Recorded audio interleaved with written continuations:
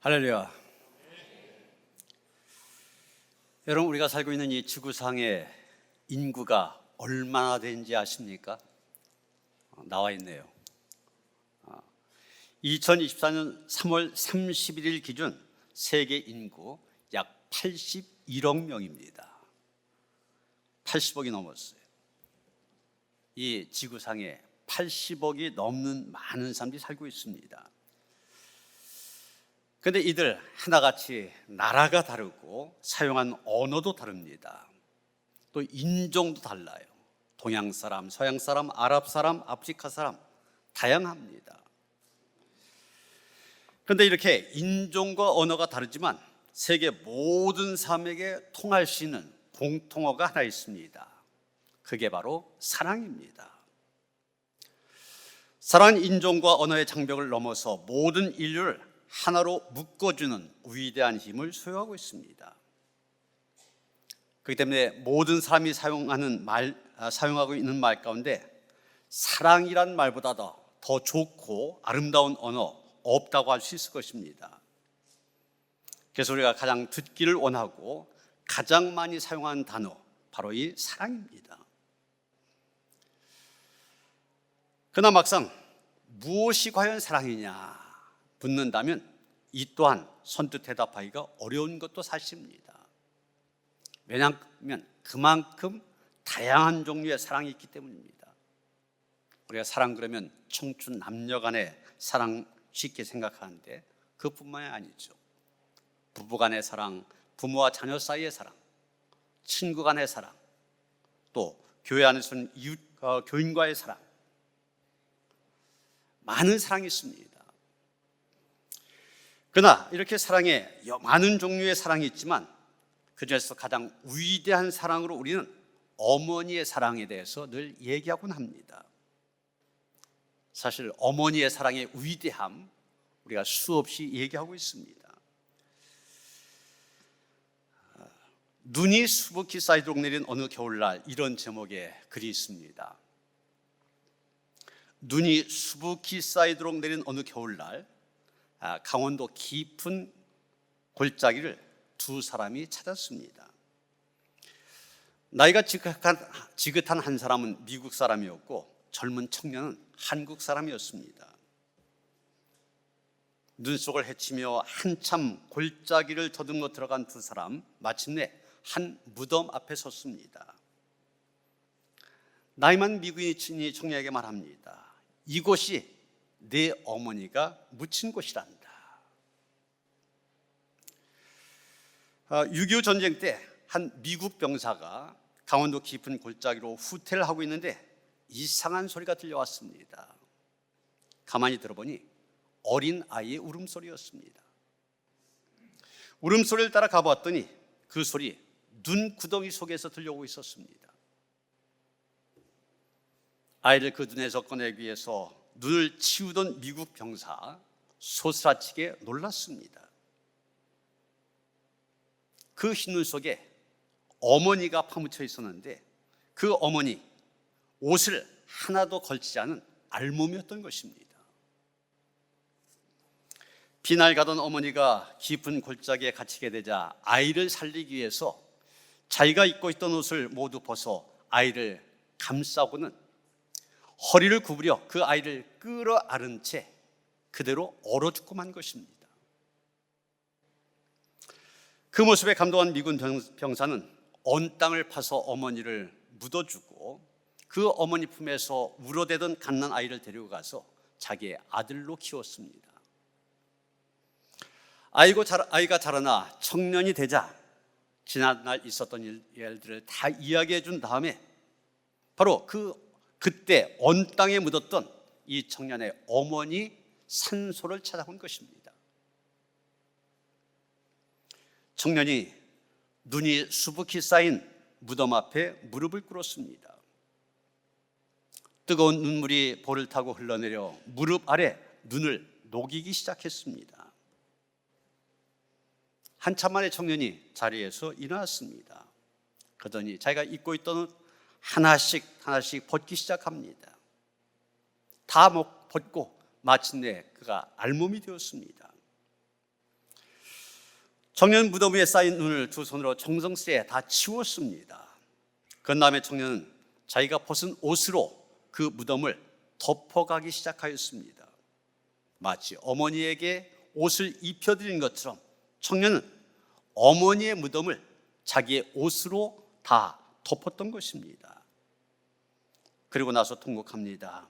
어머니, 그날 얼마나 추우셨어요. 그 무덤 위에 쓰러져 한없이 통곡했습니다. 여러분, 하나님께서도 우리 대신 알몸으로 십자가에 달려 죽으셨습니다. 우리들을 살리시기 위해서 추운 겨울날 알몸으로 십자가에 달려 죽으셨습니다. 그래서 그 당시 막달라 마리아는 그 십자가 아래에서 통곡하여 울었고, 1700년이 지난 이후 아이삭 와치라고 하는 사람은 늘 울어도 그 큰 은혜 다 갚을 수 없네. 나 주님께 몸 바쳐서 주의 일 힘쓰리. 우리 찬송가 151장입니다. 이 찬송시를 써서 부르면서 울었습니다. 여러분, 오늘 본문 아가서가 바로 이 하나님의 사랑에 대해서 얘기하고 있습니다. 아가란 말, 한문을 풀이하면 아름다운 노래, 그런 뜻입니다. 그런데 원래 히브리 성경에는 이 책의 제목이 시르 하시림 이렇게 되어 있습니다. 시르 하시림, 이 말은 노래를 의미하는 단어 시르라고 한 말을 2번 반복한 겁니다.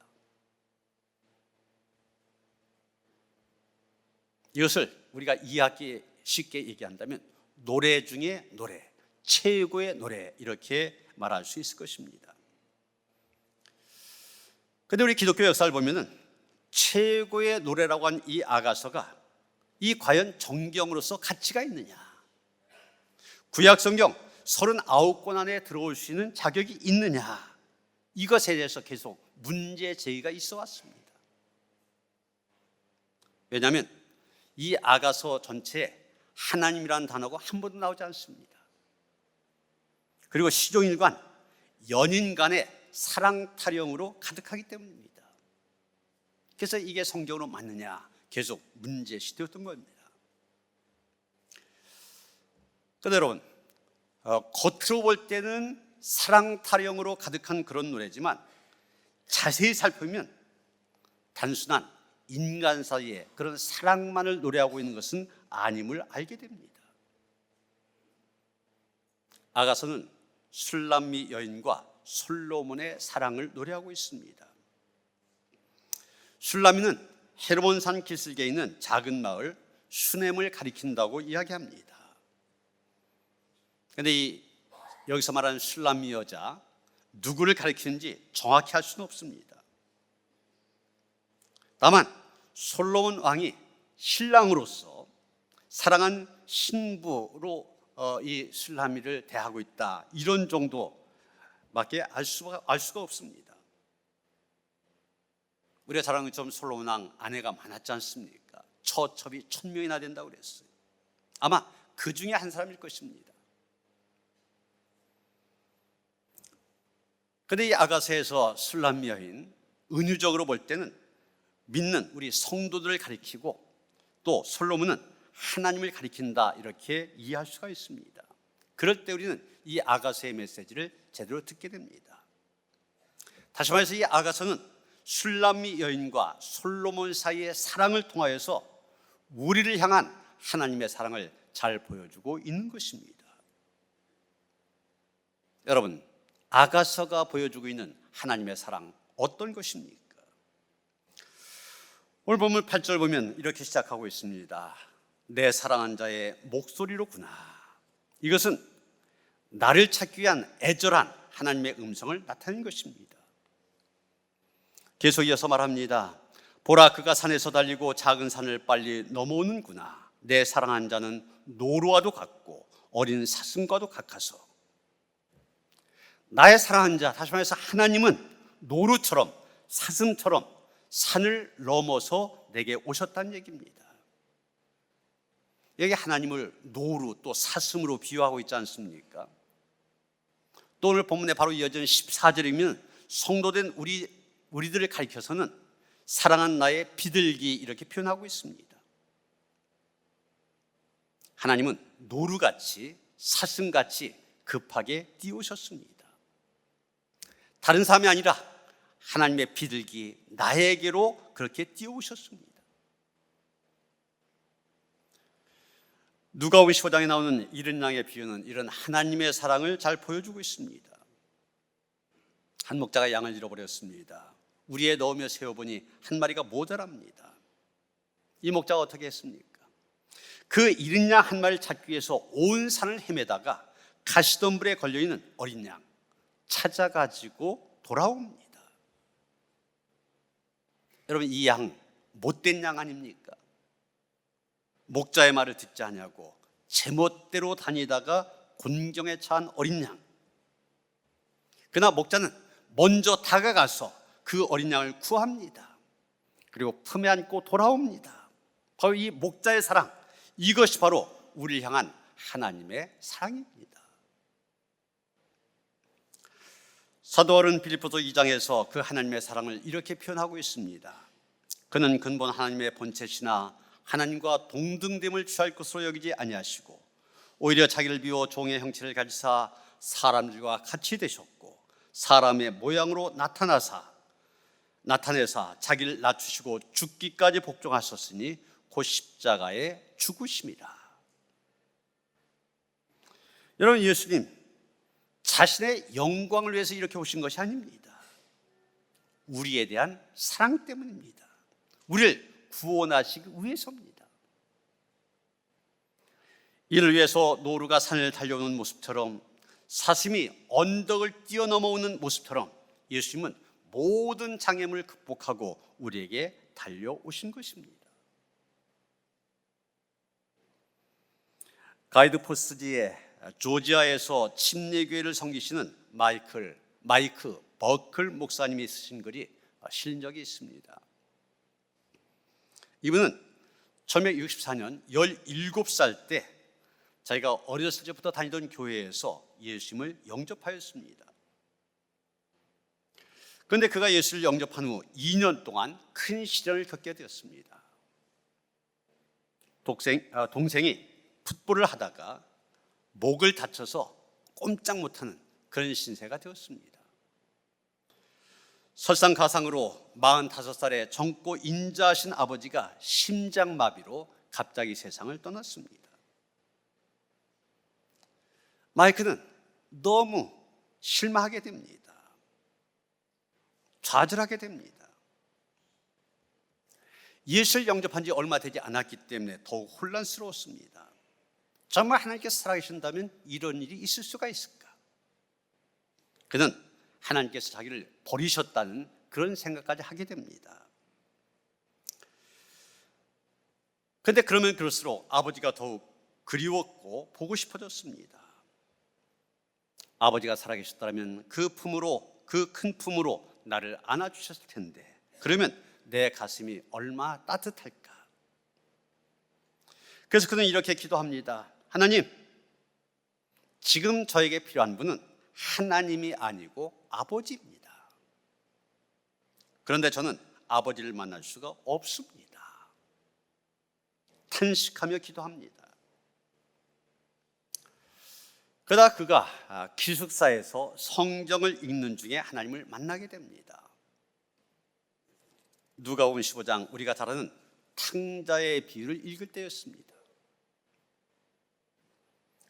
그의 눈이 열려서 하나의 모습을 보게 되는데 하나님께서 자기를 향해서 큰 팔을 벌리고 멀리서부터 달려오는 모습을 보게 됩니다. 그 하나님께서 그에게 입을 맞추시고 그의 고통을 씻어주셨습니다. 바로 그 순간 마이크의 인생이 변화되었습니다. 아버지처럼 달려와서 안아주고 쓰다듬어 주시는 하나님의 사랑, 그 사랑을 온몸으로 느꼈을 때 그의 인생이 변했습니다. 그는 목회자가 되었습니다. 그리고 그는 하나님의 사랑을 제대로 깨달아야 된다 호소하였습니다. 그러면서 이런 말을 합니다. 하나님의 사랑을 한 번이라도 제대로 맛본 사람은 그의 삶이 변할 수밖에 없다. 달려오셔서 안아주신 하나님의 사랑, 그 사랑을 경험한 사람의 이야기입니다. 지난 주간 교역자들이 용문산 기도원을 다녀왔습니다. 기도하기 위해서 갔는데 가서 크게 깨달은 것은 이 용문산 기도원과 나운몽 장로님, 한국교회 역사 속에서 남긴 족적이 굉장히 크다는 것이었습니다. 용문산 기도는 1950년 이 나운몽 장로에 의해서 건립된 한국 최초의 기도원입니다. 그리고 이 용문산 수도원이 86명의 수도사들을 배출했는데 이 수도사들이 전국으로 흩어져서 1990년대까지 53개의 기도원을 세웠습니다. 이런 90년대, 80년대, 90년대는 전국의 기도원들이 세워져 갖고서 곳곳에서 기도하던 그런 때 아닙니까? 한국 기독교 역사에 큰 공을 한 기도원 운동, 이들에 의해서 활발하게 전개된 겁니다. 또 용문산 기도원은 한국교회 성령운동의 발원지였습니다. 1948년 1월부터 용문산 심령수련회, 이런 이름으로 열흘 동안 계속된 부흥회를 주기적으로 개최했습니다. 특히 8.15 전후해서 꼭 집회를 열었었는데 제가 가보니까 대성전이 있는데 한 3,000명 정도가 들어갈 수가 있습니다. 그런데 8.15 이 특별 집회 때는 10,000명 정도가 모여들었대. 그래서 성전에 다 들어갈 수 없어서 가서 보니까 야외 집회 장소가 있어요. 거기에서 모여서 조금 전에 보셨던 것처럼 그런 집회를 했던 겁니다.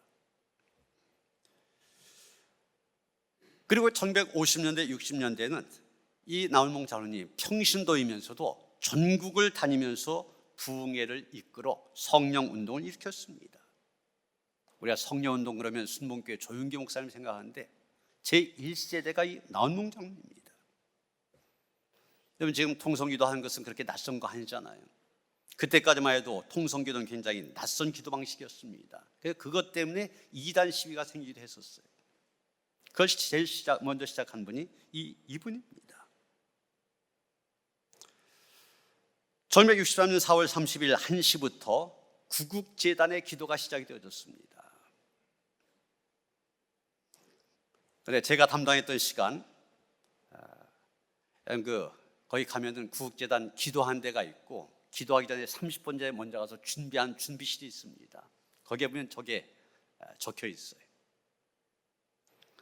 제가 담당했던 시간이 61년째 3개월 28일 날, 28일 된 날, 그 시간으로 따질 때 54만 7,607번째 시간을 제가 1시간 동안 담당했습니다. 이 1시간 꼭 구국 기도만 해야 돼요. 개인 기도, 다른 기도 하지 말고 오직 나라만 위한 기도. 남북 통일이 될 때까지 이 기도는 계속될 거라고 그럽니다. 제가 전에 독일 헤르무트 모라비안 교도들의 100년 기도회에 대해서 소개해드린 적이 있는데 이 용문산의 구국 기도는 이해 못지않는 한국 기독교의 값진 역사라 말할 수가 있을 겁니다. 이 모든 일을 이루신 분 바로 이 나운몽 장로님인데 이분의 해심이 참 극적입니다. 이분이 17살 일본 유학을 갔다가 2년 만에 중퇴하고 이번에는 나폴레옹 혁명을 꿈꾸면서 프랑스 유학을 준비했지만 아버지가 엄청 반대한 바람에 실천에 옮기지 못하고 결국 실망과 좌절감에 사로잡혀 방랑생활을 합니다. 그래도 이래서는 안 되겠다 생각해서 돌을 닦는다고 합니다. 1940년 5월 7일 돌을 닦기 위해서 용문산에 입산을 하였습니다. 그리고 용문산에 토실, 흙으로 만든 방 이런 것을 마련한 다음에 걸을 때도 앉아서도 누워서도 관세음 보살 부르기만 하면은 관세음 보살을 만나게 되고 모든 문제가 다 해결된다. 이런 얘기를 어디서 들었는지 그것이 이 사람의 신념이 되어서 하나의 신앙이 되어서 불교식 돌을 닦는 일에 몰입을 하게 됩니다. 2년 동안 그렇게 소위 말하는 불교식으로 돌을 닦았어요. 그러던 중 1942년 봄 한밤중에 주님의 음성을 듣는 체험을 하게 됩니다. 내 마음을 청결하게 하라. 그리하면 나를 보리라. 분명한 음성을 들었습니다. 눈을 들어서 사방을 보니 아무도 없어요. 또다시 자리에 누우려니까 내 마음을 청결하게 하라. 그리하면 나를 보리라. 똑같은 음성이 들려오는 것이었습니다. 그런 경험을 한 다음에 그는 불교에서 개종하여 착실한 기독교인이 되었고, 그 후에 예수님만 바라보는 그런 믿음으로 기도원 운동, 성령 운동, 민족 운동, 구국 운동 지금까지 계속되도록 해왔던 것입니다. 여러분, 방황하는 인생이었습니다. 프랑스 유학이 좌절된 이후에 날마다 술에 취해 살았대. 그러다가 내가 불교 속에서 구원을 찾을 수 있을까 돌을 닦던 사람입니다. 쉽게 말하면 우상숭배자였었어요. 그런데 그런 그에게 하나님께서 달려오셨습니다. 노루처럼 사슴처럼 달려오셨습니다. 뛰어오셨습니다. 그 하나님의 사랑이 용문산 기도원이 있게 만들었습니다. 그 하나님의 사랑이 한국 기독교 역사의 거목 나운몽 장로가 존재하게 만든 것입니다.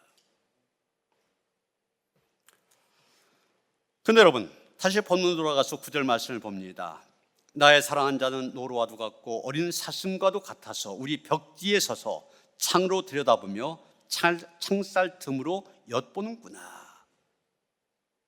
이런 하반절 말씀을 주목하셔야 되는데 무슨 얘기입니까? 하나님께서는 우리를 만나기 위해서 급하게 달려오시는데 우리는 어떻게 했냐? 창살로 막아버렸다고 그랬어요. 이때 하나님께서는 애절한 목소리로 이렇게 말씀하십니다. 아가서 5장 2절 말씀인데, 나의 누이 나의 사랑 나의 비둘기 나의 완전한 자야 문 열어다오. 내 머리에는 이슬이 내 머리털에는 밤 이슬이 가득하였다.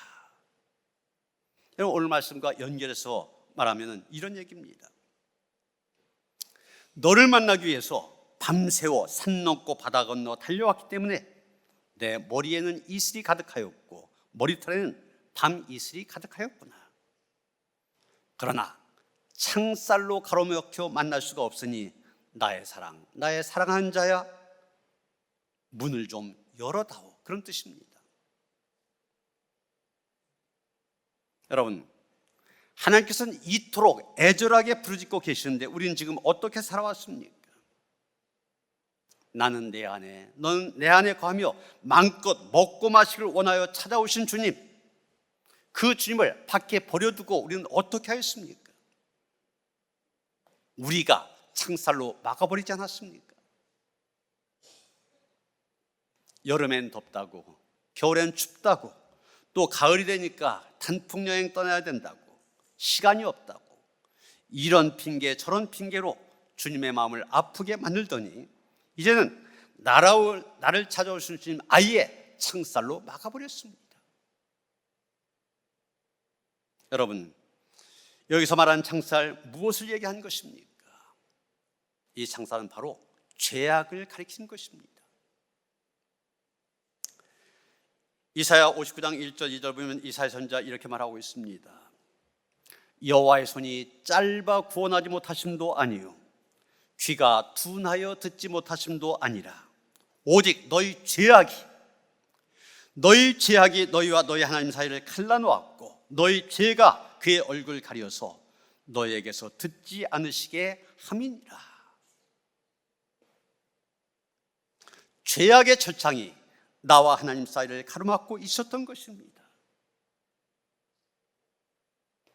사실 지금까지 우리는 너무나 큰 죄악과 많은 허물 속에서 살아오지 않았습니까?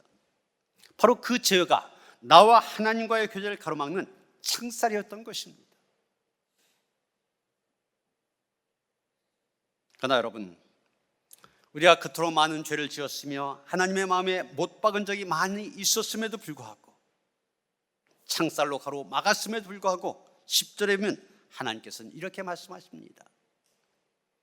나의 사랑하는 자가 내게 말하여 이르기를 나의 사랑 나의 어여쁜 자야 일어나서 함께 가자. 우리에게 함께 가자고 말씀하십니다. 또 11절 13절 뭐라고 얘기합니까? 겨울도 지나고 비도 그쳤고 지면엔 꽃이 피고 새에 노래할 때가 이르렀는데 반구의 소리가 우리 땅에 들리는구나. 무화과 나무에는 푸른 열매가 익었고 포도나무는 꽃이 피어 향기를 토하는구나. 나의 사랑 나의 어여쁜 자야 일어나서 함께 가자. 비록 하나님을 철창 밖으로 쫓아버리는 죄인이지만 사랑의 하나님은 그래도 우리에게 말씀하십니다. 이제는 차가운 겨울도 지났단다. 아름다운 꽃이 피고 철새들이 노래하고 있단다. 나무마다 풍성한 열매가 익었고 아름다운 향기를 토하는 축복의 땅이 있으니 나와 함께 가자꾸나. 나의 사랑아, 나와 함께 가자꾸나. 하나님께서는 계속 이렇게 다가오셔서 우리를 그 사랑 안으로 부르십니다. 로마서 8장 30절 보면 사도 바울 하나님의 그 사랑을 이렇게 표현하고 있습니다. 자기 아들을 아끼지 아니하시고 우리 모든 사람을 위하여 내주시니가 어찌 그 아들과 함께 모든 것을 우리에게 주시지 아니하겠느냐.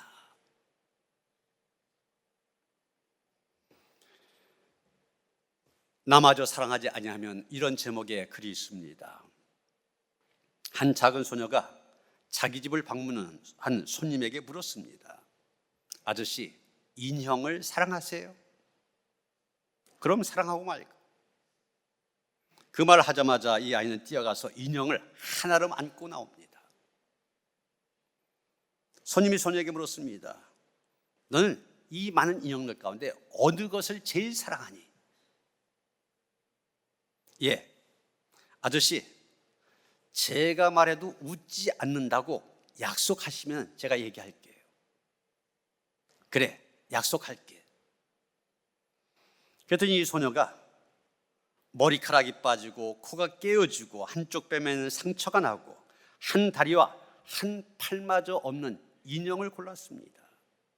이거예요. 그럽니다. 아니, 왜 이것을 제일 사랑한다고 그래?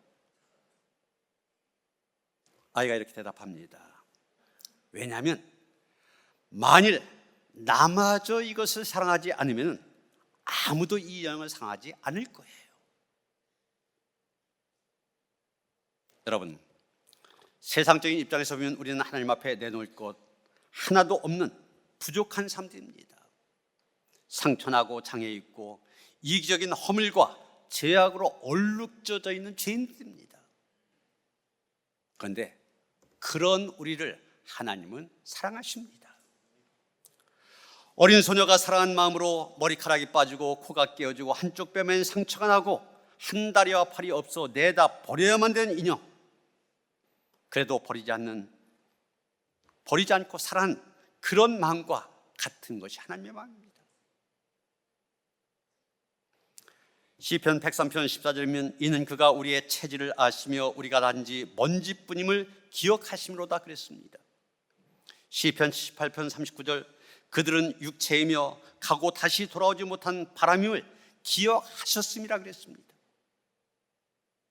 하나님이 우리를 생각해 주십니다. 우리가 본래 연약한 존재라고 하는 걸 알고 계시고 기억하고 계십니다. 그리고 하나님은 우리의 있는 모습 그대로를 사랑하십니다. 그래서 그 하나님께서 우리를 지금도 부르고 계십니다. 나의 사랑 나의 어여쁜 자야 일어나서 함께 가자. 이 부르심에 응답하여 하나님과 함께하는 길 임마누엘로 동행하는 그런 성도들 되어주시기를 주님의 이름으로 축원합니다. 우리는 죄인인데, 우리는 부족한 삶들인데, 허물 많은 삶들인데 하나님께서는 나의 사랑, 나의 어여쁜 자에 부르시며 함께 가자 부르십니다. 하나님, 우리의 죄인된 모든 것을 털어버리고 주님의 부르심에 아멘으로 응답하게 하여 주시옵소서. 주님과 함께하는 복된 길 걸어가게 하시옵소서. 예수 그리스도 이름 받들어 기도하여 싸움나이다. 아멘.